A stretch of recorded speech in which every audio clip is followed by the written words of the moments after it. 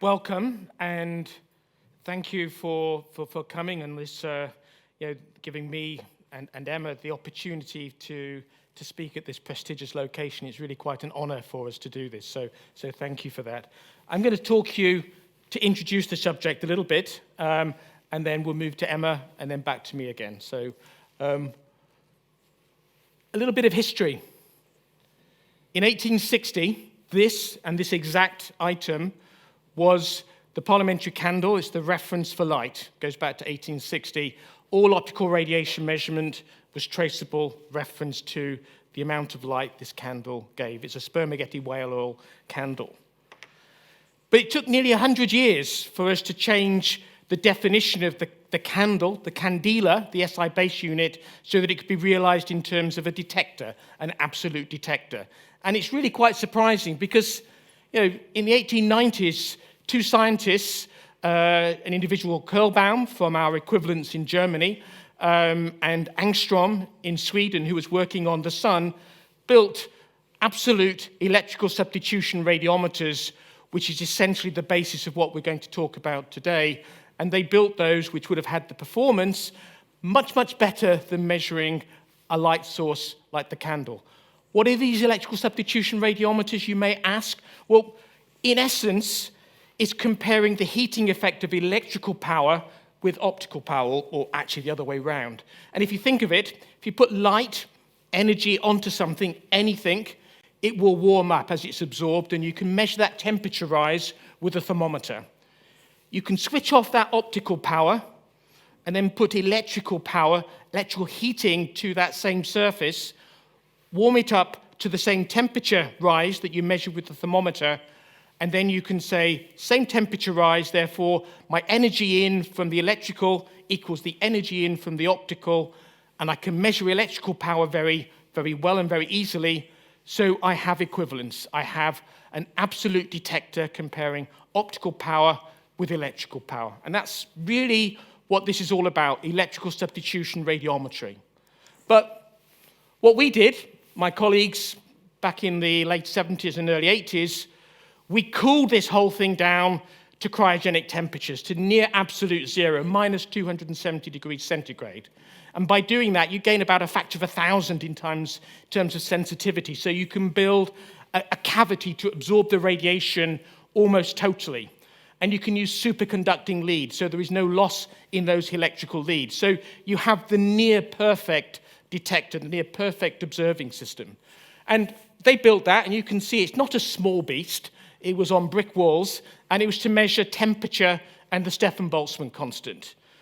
I was recruited in 1981. Yes, I'm a little older than a youngster, but I was recruited in 81 to work on that instrument, essentially to turn it into the ability to measure optical radiation. Now that we'd redefined that candela in 1979, let's make a detector to be able to do that measurement.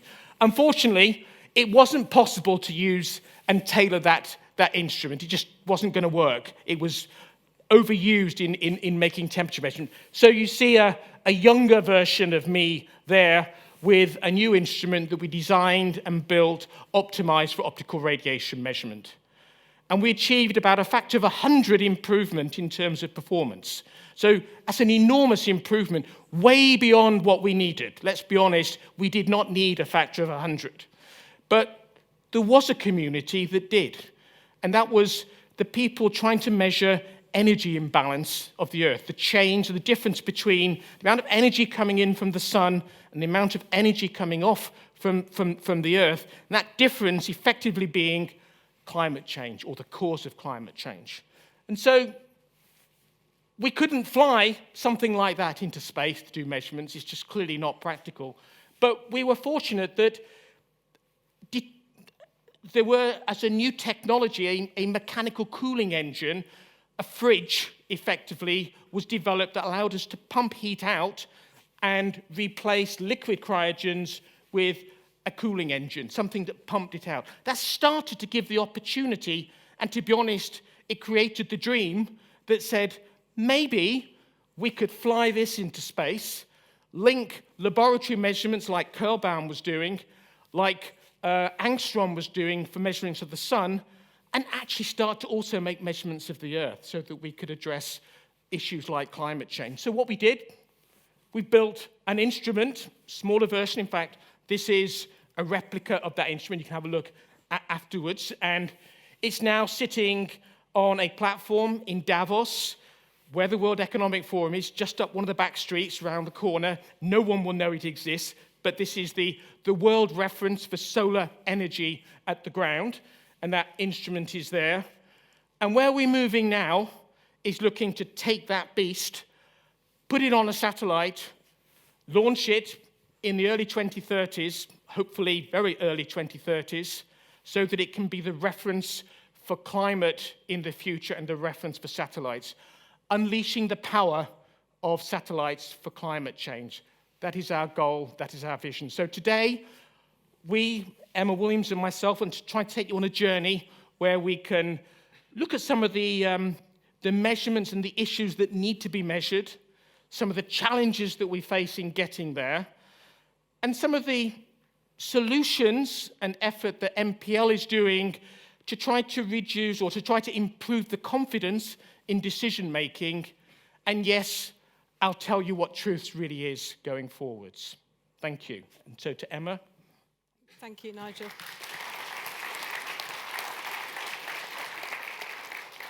So, as Nigel was just explaining, Angstrom did the first of the electrical substitution radiometers because he was wanting to measure the sun and how bright the sun was. And this is because the sun is the driving force of the climate of the Earth.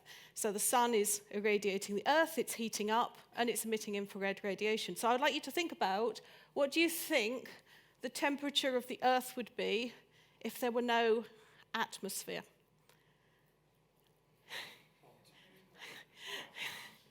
Go on, say some numbers out, yell. Someone knows the answer. The answer is minus 18. It's not hot. If we had no atmosphere, the Earth would be at minus 18 degrees, which is roughly the temperature the moon is on average, of course. It's the same distance from the sun. So why are we not the snowball Earth? Why have we got the much more comfortable, roughly 15 degrees average temperature on Earth? The answer is, of course, the greenhouse effect. So the greenhouse effect is mostly driven by water vapor with a little bit of CO2 and other greenhouse gases. And basically, these molecules, they wobble around. And as they wobble around, there's my water, there's my carbon dioxide. As they wobble around, they're absorbing infrared radiation and they're not letting it escape out to space. And that's holding some energy in. So what we have is we have the solar radiation coming in. Some of that is reflected either off clouds or off the surface of the Earth. And then we have the thermal infrared radiation going out. Now, of course, it's somewhat more complicated than that. There are all sorts of feedback loops that happen. So what you see here is sea ice around the North Pole. And you can see the sea ice is beginning to melt. And you can see where it's beginning to melt, there are these ponds forming on the surface. And those ponds are darker than the ice, which means that as the ice starts to melt, it gets darker, which means it absorbs more light, which means the melting accelerates. So these are what we call feedback loops. That's a relatively simple feedback loop. There are far more complicated ones. As the Earth heats up, the amount of clouds in the atmosphere increases. Now, if those clouds are very high up, they trap the heat in. If they're lower down, they reflect more sunlight out. And until relatively recently, we weren't too sure which of those two effects were the stronger. The recent IPCC report says that the heating effect, the accelerating climate change effect, is slightly bigger than the reflecting more sunlight away effect. But there are all these feedback loops, and these are only just two examples that make the Earth system extremely complicated. And this means that while we scientists understand the basic concepts of climate change, we understand how the greenhouse effect works, we understand why the Earth is heating up and how much it's heating up, there are details that are still not understood. And those details need increasingly good measurements. So you've got the sunlight coming in, you've got the thermal infrared coming out, you have other processes that are transferring heat between the atmosphere and the land. And you can see here some numbers which are the ranges of values that are put on all of this. And that range of values is the uncertainty and is what we're trying to understand and bring down.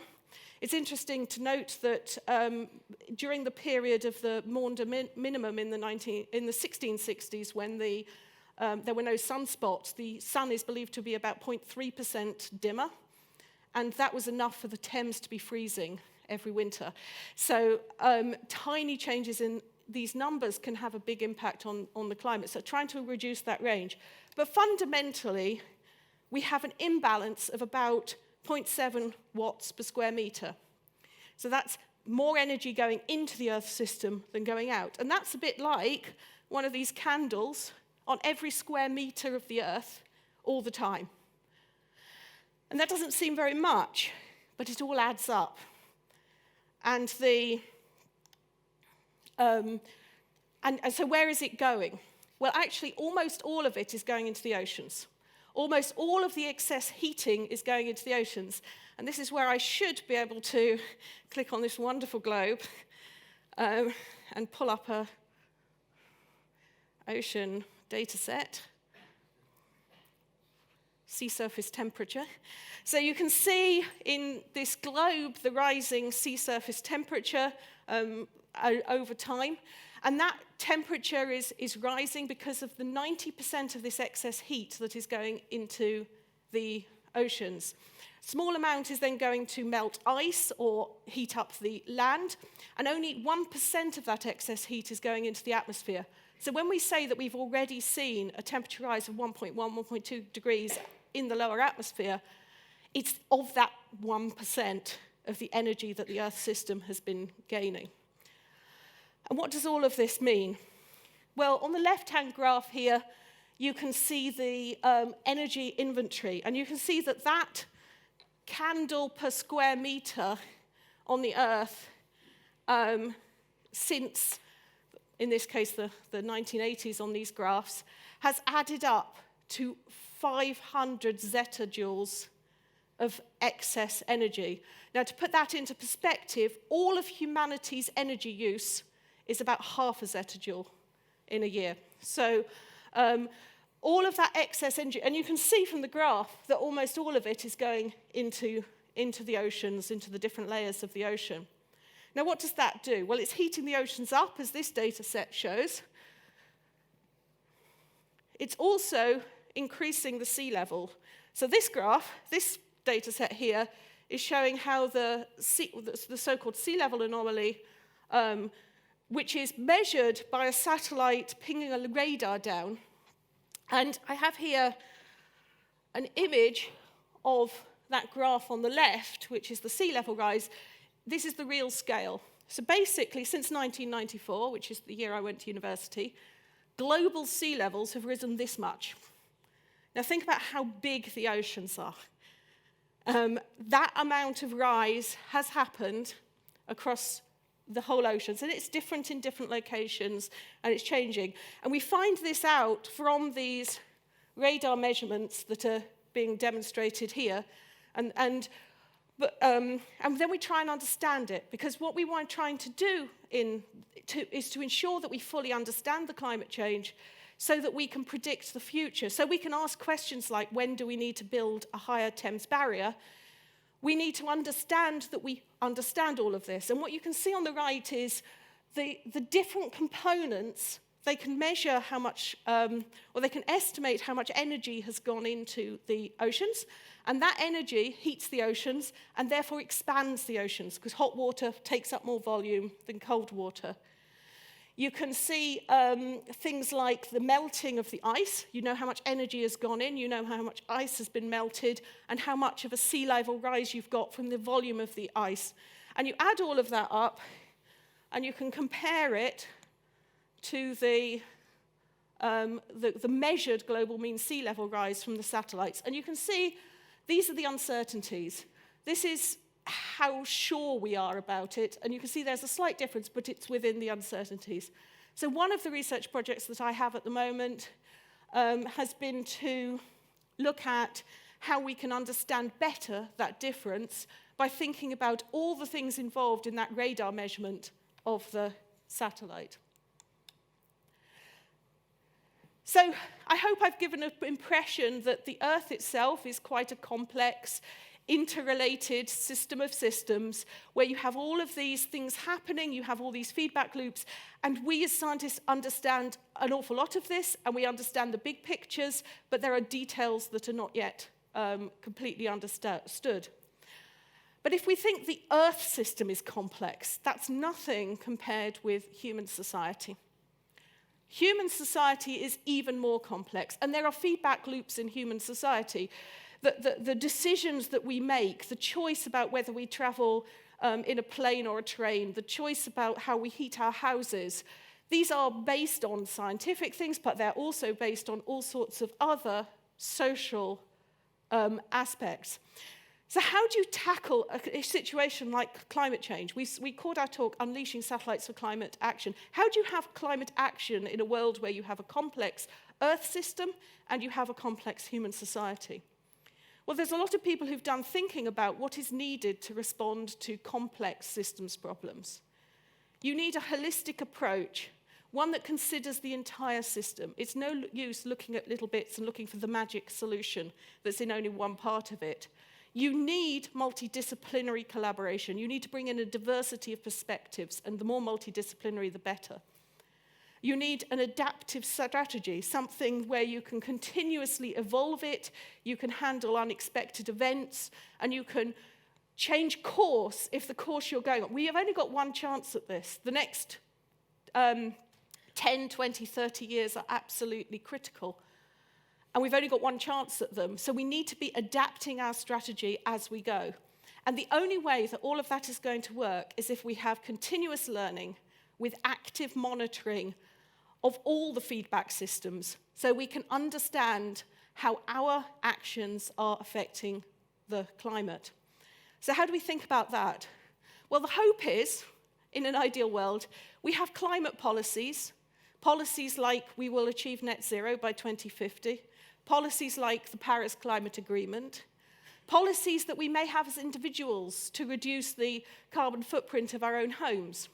And from those policies, that principle, we have either technological or socio-economic innovation, so fundamentally doing things differently, inventing new technologies, or simple change, changing our diets, changing how we travel. And from all of those changes that we're making, we change the sources and sinks of greenhouse gases. We change how much greenhouse gas we're emitting into the atmosphere. We change how we're dealing with land, whether we're cutting down trees or planting them, what we're doing with the algae in the sea. And that affects the real climate. But that's a linear system without a feedback loop. So we need a number of feedback loops. The first feedback loop is we have the Paris Agreement and we have our commitments to net zero, and we have to monitor whether we're on track to that.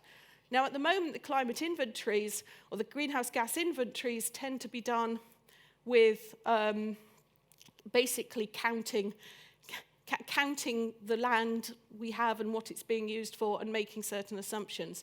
And one of the things that we at NPL really want to do is to bring more observations into that. And there's a program called GEMMA, and there are people in the audience who know far more about GEMMA than me, but there's a program called GEMMA that we're doing at NPL along with the Met Office, NCO, the National Centre for Atmospheric Sciences and the University of Bristol, where we are looking at providing a top-down, integrated, quantified, observation-based inventory that can monitor the greenhouse gases that we're emitting and the land use and our changes to things like forestry and agriculture. And that program will set the standard and bring credibility to UK leadership in the net zero commitments, both in the UK and more broadly. And so that, I hope, is a program that's getting put in place, will bring observations thoroughly into this loop. So we're really monitoring who's emitting what, where, when. And with that direct feedback loop, maybe we get a little bit like we did with the COVID pandemic, where the newspapers were reporting on a weekly basis how many people were ill, how many hospitals, how many vaccines had been given. This will be the greenhouse gas equivalent. And just like COVID lasted about 30 months and we had weekly data, climate change, we've got about 30 years, and we're going to have monthly data. But that only doesn't complete the loop. So we also need the bigger loop, the loop that actually links right back to the real climate, the link that looks at how is the Earth changing. Is the emissions reduction fast enough? Is the Earth responding to our emissions reduction, or are some of these complex feedback loops that we don't quite understand yet causing additional problems? And so it's important that we're also monitoring how the Earth is responding. So I come back to this diagram, and I say that we can, as well as measuring, so the very first thing we need to measure is just that energy balance. As Nigel says, we want to measure how much light is coming in from the sun and how much infrared radiation the Earth is emitting.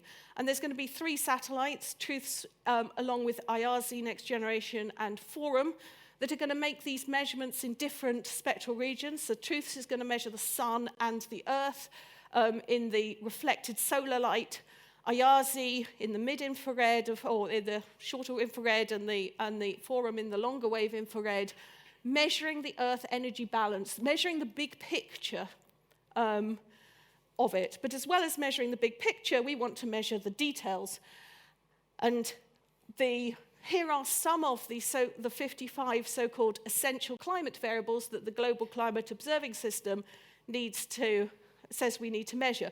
Now, actually, these examples are not random. These are examples that colleagues of ours at NPL, and many of whom are in the audience, if people want to ask questions, have been working on. So just to explain, FA-PAR is the fraction of photosynthetically absorbed radiation. It's a measure of how much photosynthesis is happening. We've got things like sea state, which is how energetic the waves are, sea ice thickness, fires, sea surface temperature, ocean color. These are the types of quantities where we need to have the detail. And this magic globe can show some of those data sets, but maybe that's for after. A lot of these measurements are measurements that are made by measuring the reflected sunlight. And that's because different surfaces look different if you look at them in all of the spectrum, in all the colors of the spectrum. So if you take something like a desert, this is the top of atmosphere signal for a desert. And if you compare that with a rainforest, you can see a very sharp difference. This is called the red edge. Absorption, basically photosynthesis is absorbing all the red and using that to turn carbon dioxide into oxygen and carbon for the tree. So every time you have vegetation, you get this very, very sharp red edge. And by monitoring that difference between a desert and a rainforest, you can get information about what's going on the Earth. And of course, there are other things. Ocean has a different spectrum. Ice has a different spectrum. Clouds have a difference. It can be in the visible quite difficult to distinguish clouds and ice, which makes it difficult when you're making measurements near the North Pole. But in the other wavelengths, in the infrared, for example, you can spot those differences, or in the microwave spectral regions. So these satellites can provide us with all this really useful information. So they're providing us with all this information, but it's really, really important that we can trust it. And that's where we at NPL come in. So NPL, National Physical Laboratory, is the National Metrology Institute of the UK. That's metrology, not meteorology. Metrology is the science of measurement. And at NPL, we're part of a global community of metrology institutes that maintain the International System of Units, the SI, the 7 base units of the SI. And we have ensured between us in these institutes around the world that the meter is the same length now as it was in 1875. So the meter in 1875 was the length of that metal bar. The meter now is linked to the speed of light, 299,792,458 meters per second. I had to do that. And so the meter is now linked to the speed of light. It used to be linked to the length of the metal bar. It's because technology has improved over the 150 years since the metric system was established.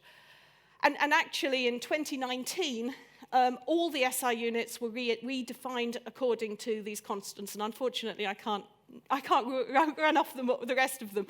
But all the SI units are now linked to fundamental constants, which makes them very future-proof. But we have ensured for 150 years that the meter is a meter. We've also ensured that the meter in the UK is the same length as a meter in Thailand, is the same length as a meter in Kenya. And this allows international trade to happen. It allows Airbus to make the wings of their plane in one country and the fuselage in another and put them together in a third. And we also ensure that we have coherence and interoperability. As Nigel said right at the beginning, the electrical watt is the same as the optical watt. But it's also the same as the mechanical watt. It's the same as... the SI system is a coherent system, it's an interoperable system, it's comparable globally, and it's stable. And it's these principles that are also essential if we're going to measure the climate. We want to be able to compare satellite data from the European satellites with data from the American or the Asian satellites. We want to be able to compare data taken today with data taken 20 years ago, 30 years ago, and 20 years and 30 years into the future. And the principles of metrology that have ensured that we are stable, comparable, and interoperability can also be applied to satellite data. So, because Nigel showed a picture of him when he started his career, I had to show one of me. So this is me in 1999. And my first job when I joined NPL was to compare the output of lamps that we'd measured with the lamps that had been measured in countries around the world. So I measured hundreds of lamps, posted them all over the world. They measured them, they came back to me, and we did these comparisons. Many years later, I looked at a comparison of some historical sensors. So these are satellites in the AVHR series. They measure sea surface temperature. And these go right back to the 1970s. And what I was doing was daisy chaining comparisons back. So there were times when the two satellites overlapped, and we could use that to set up hundreds of millions of simultaneous equations to solve for the calibration parameters on the 1970 satellites. So we could recalibrate the 1970 satellites, which were put up for weather forecasting purposes rather than climate change, and get the link back. And in doing that, we had to do the comparisons. And the other thing we had to do is understand everything that was going on. And we invented this concept called the uncertainty tree diagram, where we documented where did the equation come from, how did you convert photons on a detector in a satellite in space to the radiance of the ground and then eventually to sea surface temperature. And we developed this visual way of demonstrating all of that. So that was just a whistle-stop tour of some of the principles. So summarizing so far, the climate system is driven by the sun, but it is influenced by everything else that's happening, starting with the basic greenhouse effect, but with all of the complex feedback loops. And it's being driven by the fact that we are adding increasing amounts of greenhouse gases into that atmosphere. And so in order to respond to the challenge that that addition is creating, we need to have observations so that we can monitor and feed back. So in these crucial 20 to 30 years ahead of us, we can actually make the changes, we can have the climate action that we need. And we need to be feeding back with data that is global, that is consistent, that covers all these different variables, and which is fundamentally trustworthy because it's based on the foundation of metrology. And I'm going to hand back now to Nigel to talk to you about how all of this is going to work with the Truths mission. Thank you.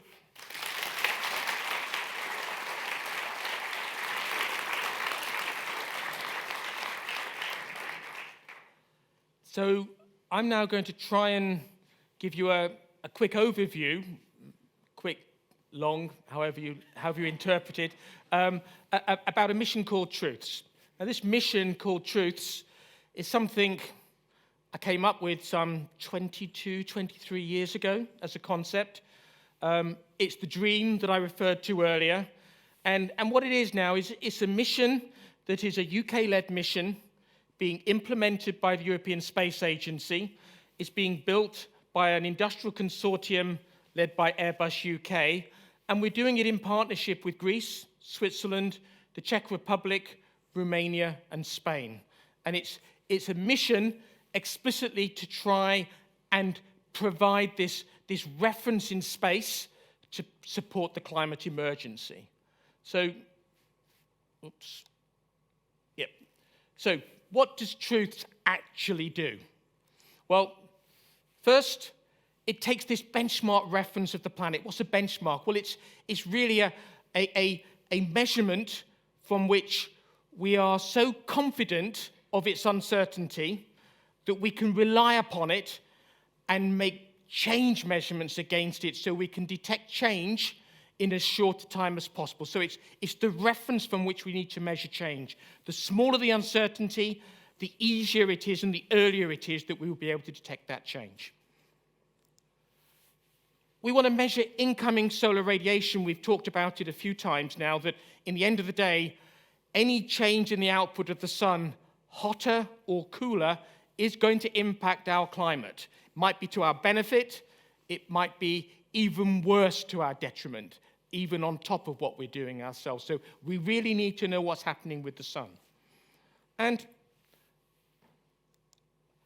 it's going to provide this gold standard in space to provide a calibration to upgrade the performance of other satellites by actually transferring its performance to those satellites. And ultimately, we're going to be flying MPL into space. It's essentially this metrology laboratory in space, allowing us to detect change much, much earlier than what we can do at the moment. So it's essentially flying a camera. It's a camera that has some 350 spectral channels. So unlike your phone camera, which is really red, green, and blue channels, it's 1,000 pixels, all different spectral bands, but we bin them up together to give us something like 350 spectral channels. And the big one that I want you to see here, or the small one, is that the uncertainty, 0.3%, that's 10 times better than anything that's ever flown in space doing these kind of measurements. So it's a big step change we're talking about in performance. And for the sun, it's 0.02%. So yeah, it's a different domain. But what we're trying to do is to look at addressing the climate sensitivity and response, so looking at the radiation imbalance, looking at the impacts of how the clouds are changing, the feedbacks, things that are impacting our long-term climate that Emma referred to earlier. We're looking at, and we have the ability to look at, things that are going to help our adaptability and sustainability, better food security. Where are we doing all this pollution? Can we tackle the pollution? Can we find the polluters earlier? When do we need to build the next Thames barrier? How big do we need to build it?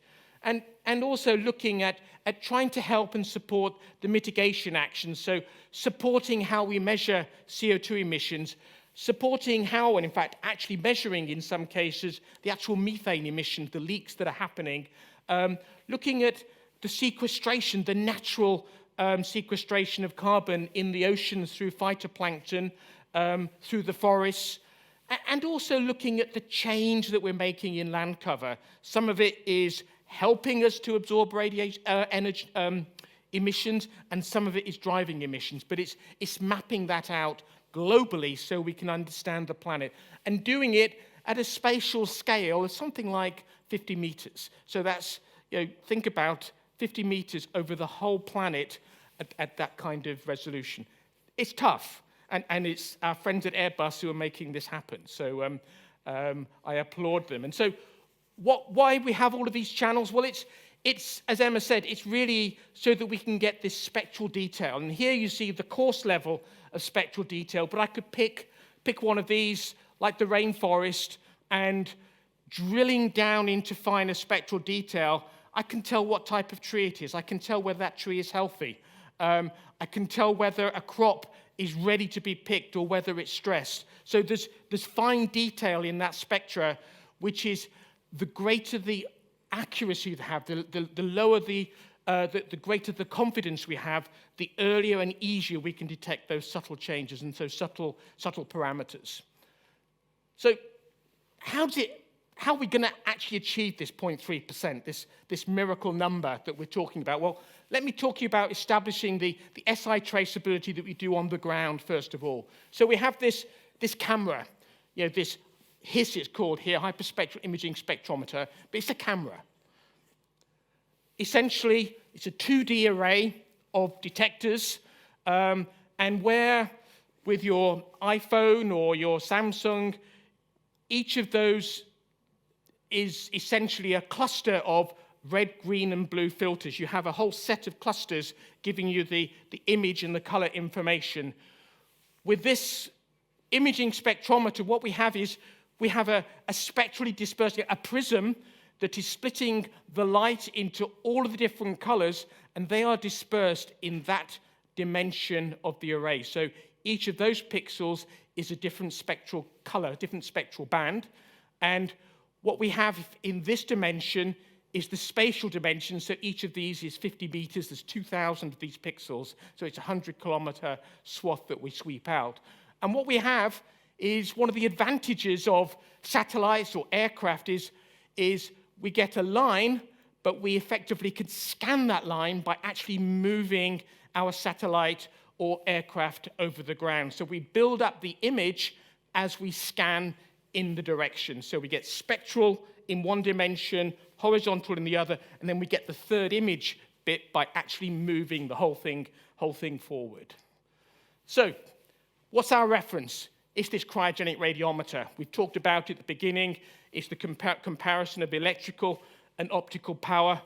And in the middle, the heart of it is this little copper tube coated black. And when you come up afterwards, you can look into it and see nothing because it absorbs 99.998% of the radiation that goes in. So it absorbs pretty much everything that goes into that. And that's the heart of this cryogenic radiometer. And why is it so good? Well, actually, it's because it has a coating. And again, you can't see it. It's black. It's the most beautiful surface that you've ever seen. It's made of carbon nanotubes. This is a forest of carbon tubes, a few nanometers thick. That's about 1,000th of a human hair. And it's just that depth of those is totally absorbing the radiation, just multiple internal reflections in the little gaps absorbing that radiation. So it's a beautiful surface.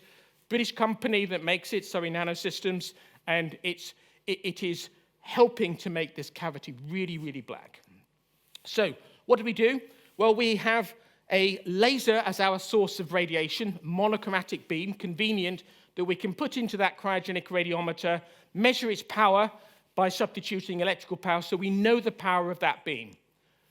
We can then, more conveniently, use the known power of that beam, move it to a photodiode, a solid-state detector, something that's just quicker and more easy. It counts photons rather than thermal energy. So it's just a faster way. So we transfer from using the cryogenic radiometer to a photodiode, and that becomes our new secondary standard.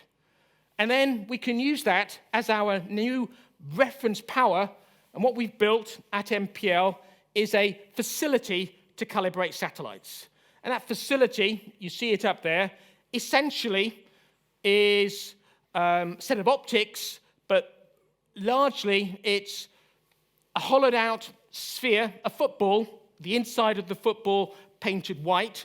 And what we do is we put a laser into that inside of that football. It scrambles the light and gives us a nice uniform beam of radiation at different colors. That's essentially what is inside that star facility. This is actually a picture of that star facility at the Airbus facilities in Toulouse, calibrating a satellite that will be launched next year sometime. So it's not small, but it's a transportable system, let's put it that way.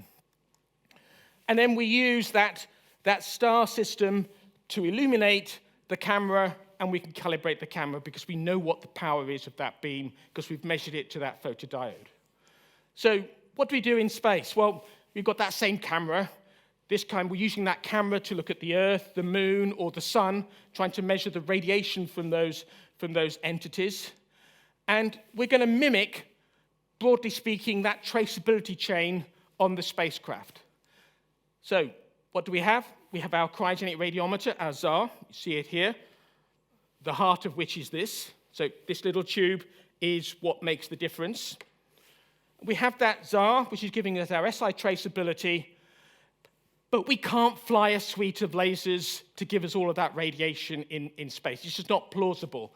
But what we can do is we can use the sun as a big light bulb, and we can use a prism to disperse it to give us beams of monochromatic radiation, and then we can use those beams into the ZAR, measure the power of that beam. So we've got our monochromatic power, and then with this OBCS, this onboard calibration system, so I'm sorry about the acronym soup, that's what space does for you, but this acronym, this OBCS, contains, in effect, an integrating sphere and optics to convert that beam of power into the same sort of source that illuminates and fills the camera of the hyperspectral imaging spectrometer. So in essence, we're calibrating that imager traceable to that cryogenic radium. That's all it is, really quite simple.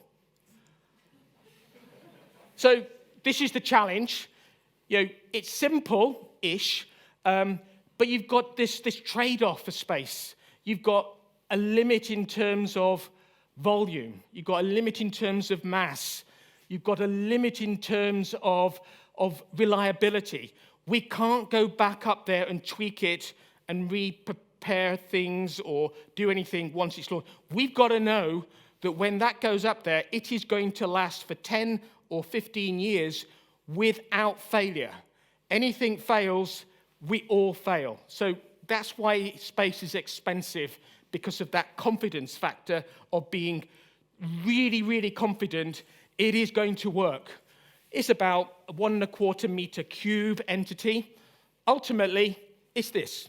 This is the payload part of the spacecraft, and this is the spacecraft.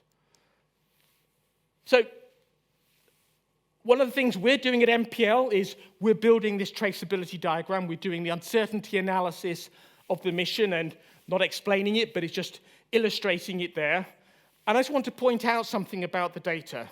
It's about 4 terabytes a day of data that comes down from this mission. That is equivalent to 1,400 hours of high-definition Netflix movies. So it's a lot of data that we get from this mission. We are putting uncertainties on every pixel of that satellite. This is just a summary of the system architecture. In essence, it will last about 5 years with the expectation and hope of it being another 3 years, so we've got enough fuel for that purpose. What I want to draw your attention to is this little movie going. So you see the yellow track, that's the Truth's orbit. It's actually quite an unusual orbit. It goes directly over the poles. And you might say, well, don't all satellites go over the poles? They're all called polar satellites. Actually, they don't. They follow that track of that green satellite. They go about 98-ish degrees. So they're close, but they're not exactly over the poles. And what that means is that you see those little red tracks. That's the position where Truth's and the other satellite have overlapped with each other within about a 5-minute window. So they've overlapped, and we just left those tracks just to illustrate where they do that overlap. And I'll come to why that's important in a moment. So that's essentially what we're doing. And just giving you an illustration, I say this is the model of the spacecraft. In reality, it's about the size of a Mini. So again, it's not a small beast. but then it's not the biggest of those either. But it's about the size of a Mini, 1.8 tons when it's all fuel in that process. So that's what we're launching into space. So why is those tracks important? It's because it gives us the ability to transfer the calibration of truths onto other satellites. And so where the surface is very uniform, very spatially uniform in its reflectance, like clouds, like some of the deserts, like some of the ocean, like some of the snowfields, we can use those surfaces to directly transfer and compare the measurement made by truths over that location with the measurement made by another satellite over that location and do that direct transfer. Very simple. It's the classic way that we do calibrations and comparisons. We compare X with Y with a common source, and that's what we're doing here. And on the right-hand side, we would also do the same sorts of things over vegetation, although the inhomogeneity of the vegetation means that the uncertainty is not the same, but it's important to get validation capabilities over some of those targets. This very complicated diagram, I don't really want you to dwell on particularly, but it's just to show you where we currently are in the state of the world in terms of getting close to that uncertainty. So the Airbus team and ESA and ourselves and others are working on trying to evaluate, well, what is the uncertainty we're going to actually get when we put all of these things together? And the target that we want to get is this goal here. This is what we call the threshold. So we really want to be below that threshold to have really good value and good meaning and help to the community. And where we are about now is here. And so we're pretty close to the goal. So the team at Airbus are doing a really good job at getting us close to that goal. Don't worry about these spikes. These are atmospheric windows where it's incredibly noisy and where we would not expect to have good accuracy. It's just simply the noise of the system. But what I'm really wanting to say is we're not far wrong from that goal uncertainty we're trying to achieve. Now I'm going to show you a very short video which sort of summarizes what I've just said. It's a way of trying to put it into context. One of my colleagues who's here did this video for the COP a month or so ago, and I think it gives a nice summary before I come to the last 2 or 3 slides of the session.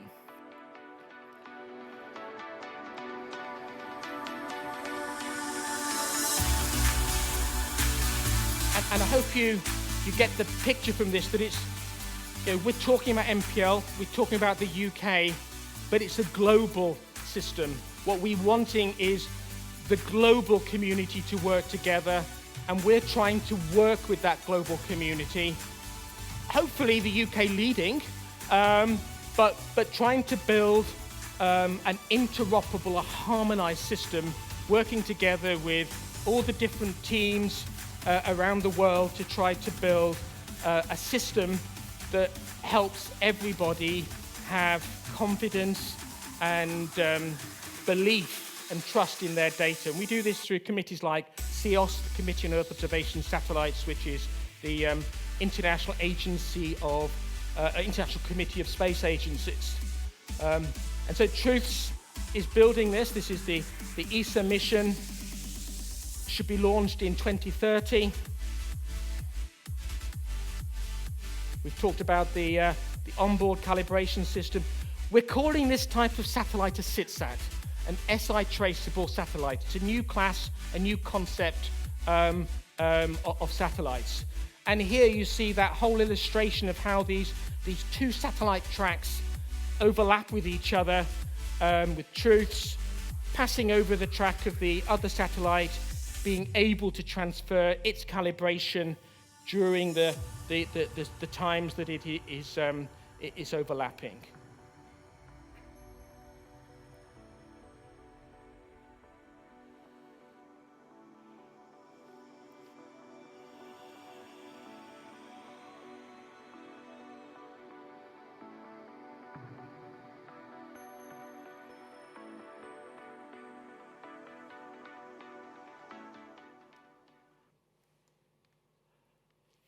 So, the UK ambition is economic growth, but maintaining a sustainable environment for future world citizens. That's what we all want. We want economic growth, but we want sustainability. We don't want to be damaged. And not just for the UK, we want to have that responsibility for the planet going forwards. And the UK has developed, and there are people here from the various agencies have developed a national space strategy and a space strategy in action with one of its goals as making the UK global centre of this trusted Earth observation data, quality assurance and standards, so that we can inform the policymakers, we can support the commerce, the financial sector of industry with the information that they need, and also you, society, because in the end of the day, it's you that are going to be making the decisions and the actions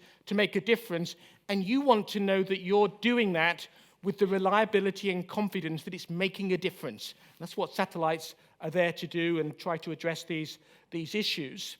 And so the UK is working on all of the domains that help this agenda. We now are developing launch capability. We are building small and big satellites, and we're pretty good at it. We are communicating with the satellites. We're able to do the linkage of the satellites. We're able to bring in the data, have the data analysts and the analytical tools and the artificial intelligence to process and manipulate that data so that we understand it. These petabytes of data that are coming in, we have the expertise within the UK that is really driving forward that agenda. And ultimately, we have the scientists and the analysts and the geographers and the physicists who are interpreting that data, interpreting the analysis, and we have some of the best climate scientists at the Met Office and some of the academic institutes able to do that analysis to provide that information to society that we need. But going forwards, what's most important to make this happen and this economic sustainability in the future is this. We need to get the youth of today, the children today, your children, my grandchildren, we need to get them confident in the education, inspired by the vision and the power and the value that space gives to society, not just economically, but also environmentally, so that we can work with that community, the schools, the universities. The people going to school now will be those who are going to be analyzing the data of truths when it's up there. So we really want to build and get that inspiration. And truths, as a mission within the UK, we're going to use it as a vehicle to try to help that education process going forward.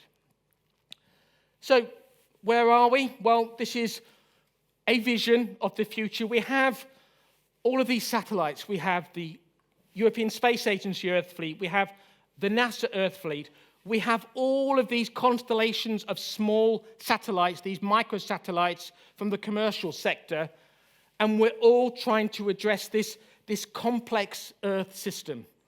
And so the SI, MPL, is one way of trying to bring all of these together so that they are interoperable, they are trustworthy, and that we can use the data from one or the other and combine it in a meaningful way that we can trust.